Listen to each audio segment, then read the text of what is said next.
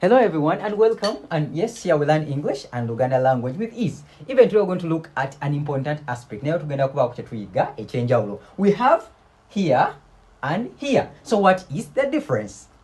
Here and here. Enjawulo erichi. So enesoka here kitegeeza okuwulira. Okuwulira. Okay? Listening to something. Listening to something.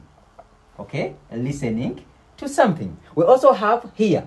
So this here shows place or location.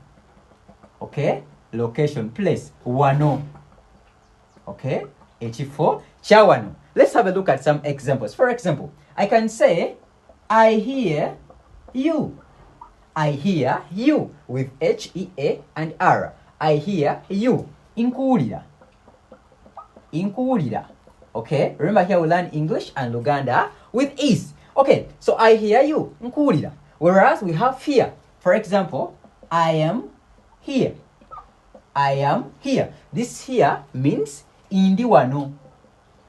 Indi wano. Okay, so that is the difference. So if I want to say, come here. Can you please translate this to Luganda? Don't forget the channel is Benny 2178. We learn English and Luganda with ease.